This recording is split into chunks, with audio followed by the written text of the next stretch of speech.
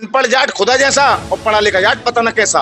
वह जितने भी हमारा जाट समाज है पूरा चौधरी साहब के साथ है, चौधरी साहब को समर्थन देती है सब जितना भी जाट है। जाट जो है ना अपने आप में ब्रांड है।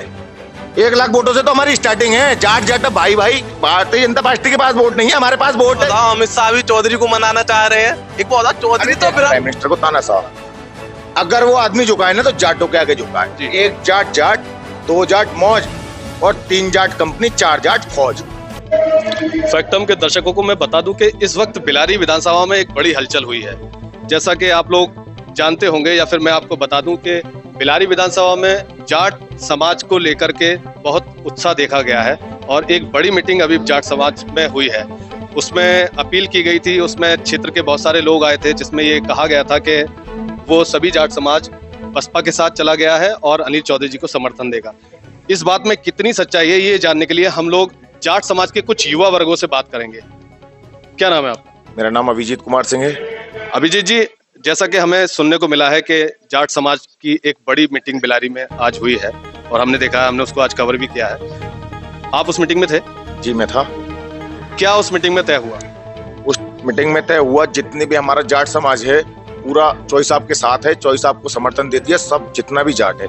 और जो 1-2% जाट नहीं है या मान लो किसी वजह से चौधरी साहब से नाराज है, उससे जाके बात की जाएगी और उन्हें भी अपने साथ हमें जोड़ने का काम करेंगे। मतलब पूरी रणनीति जो है वो तैयार हो चुकी है कि इस बार जाट जो है वो खास तौर से जाट जो बिरादरी है वो किसी और पार्टी को नकार देगा और सिर्फ अनिल चौधरी नकार दिया, नकार देगा नहीं, नकार दिया। चौधरी साहब के साथ है, चौधरी साहब के साथ रहेंगे।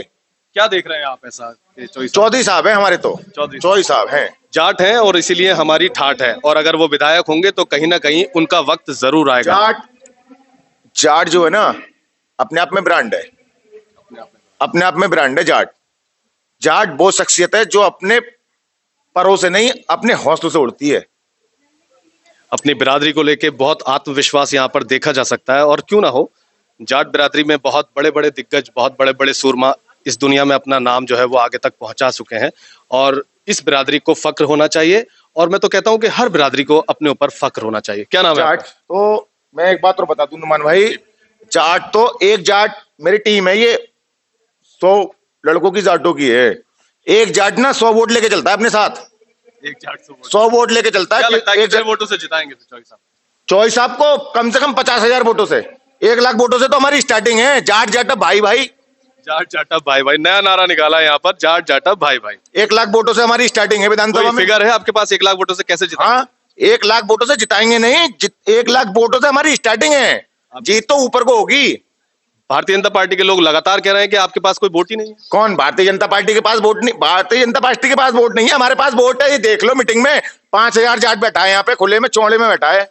बड़े पैमाने पर आज जाट लोग जो है वो बिलारी में शामिल हुए थे। आपका क्या नाम है? मेरा नाम आशु चौधरी है। आशु चौधरी जी, क्या लगता है अब माहौल कौन जीतेगा? अरे अनिल चौधरी के सामने कोई नहीं है। हाँ, नंबर 1 पे अनिल चौधरी है। ये तो बाहर की तो बेकार की बातें हैं। अनिल चौधरी। अच्छा, क्या लगता है आपको अगर अनिल चौधरी यहाँ से विधायक बने तो गन्ने की पेमेंट मिल से लेना आसान होगा क्या? बिल्कुल। कैसे? एक बात आओ, जब 2007 में हमें देखा था, मायावती मुख्यमंत्री थी तो गन्ने का रेट हमें बढ़िया मिला था और पेमेंट भी टेम्पर आया था। इस बार भी चौधरी साहब विधायक बनेंगे तो पेमेंट हमारा टेम्पर ही आएगा।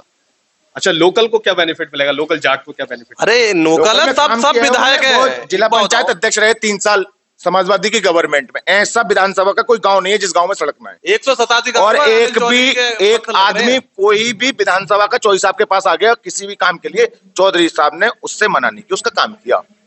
क्या लग रहा है आपको, दल बल के साथ चौधरी साहब चुनाव लड़ रहे हैं, सिर्फ जाटों का और बहुजन वोट ही मिल रहा है या और अन्य वोट भी उन्हें मिल रहा है? सब वोट मिल रहे हैं। आपको क्या लगता है, कैसा वोट मिल रहा है चौधरी साहब? सर्व समाज का। बिल्कुल। फिर समाजवादी पार्टी कहाँ है? वो कहते हैं कि उनकी लहर है।